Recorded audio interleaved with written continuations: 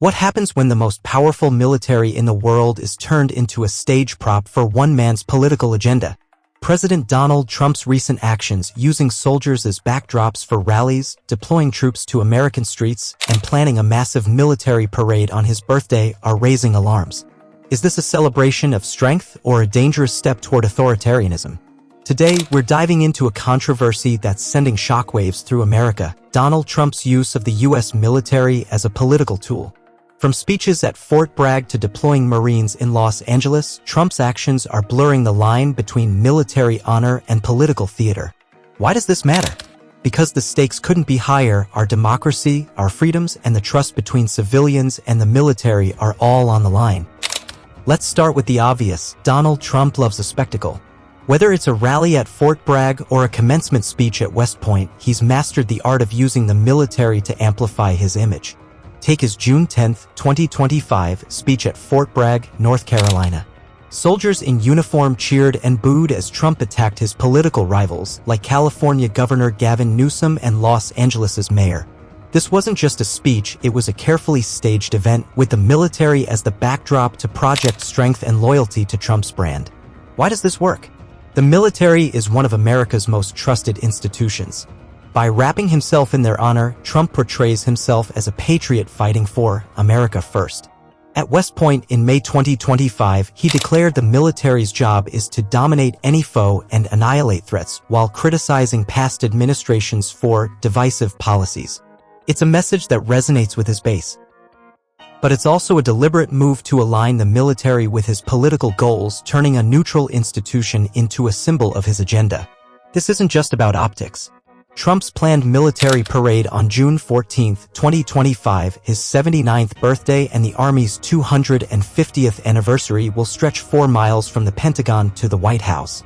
Critics, including Senator Rand Paul, call it a Kremlin-style display evoking authoritarian regimes like North Korea or the Soviet Union. At an estimated cost of $92 million, it's less about honoring troops and more about showcasing Trump's power. Now, let's talk about the risks.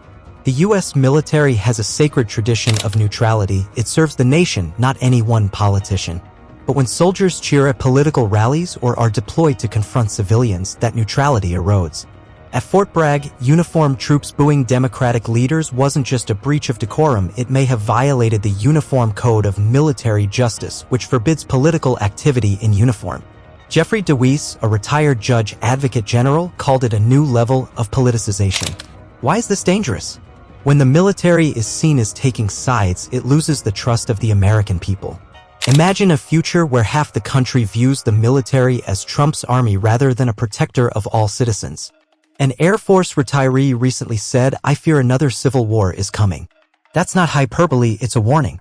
A politicized military can fracture national unity, turning a unifying force into a divisive one. And it's not just about perception. Trump's actions could embolden future leaders to use the military for partisan purposes, weakening the checks and balances that keep democracy intact. If the military becomes a tool for one party or one man, what's to stop it from being used to suppress dissent? Experts are sounding the alarm. Political scientists like Stephen Levitsky, co-author of How Democracies Die, warned that Trump's actions mirror tactics used by autocrats.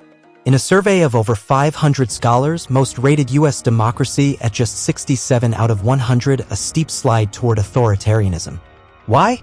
Because Trump's moves, like encouraging troops to boo political opponents or deploying them against protesters, echo the playbook of leaders like Hungary's Viktor Orbán, who turned his military into a loyalist force.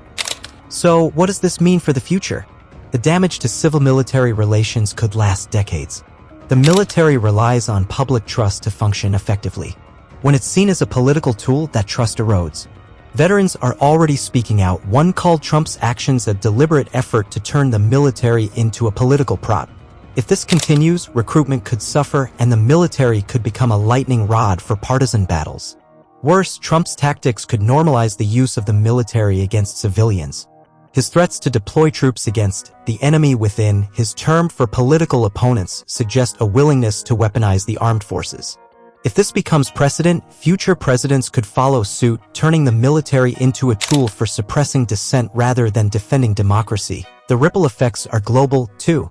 Allies like Canada and South Africa are watching nervously as Trump pivots away from traditional partnerships. A military aligned with one man's agenda could weaken America's standing as a beacon of democracy, emboldening autocrats worldwide. Donald Trump's use of the military as a political prop isn't just a headline, it's a warning. From Fort Bragg to Los Angeles, his actions are eroding the neutrality that keeps our military strong and our democracy alive. The risks are clear. A fractured nation, a politicized military, and a democracy sliding toward authoritarianism. But this isn't inevitable. We can demand accountability, protect our institutions, and ensure the military serves the people, not one person. What do you think? Is Trump's use of the military a patriotic flex or a dangerous power grab? Drop your thoughts in the comments below. If this video opened your eyes, hit that like button, share it with someone who needs to see it, and subscribe to our channel for more hard-hitting investigations. Let's keep the conversation going, because democracy depends on us.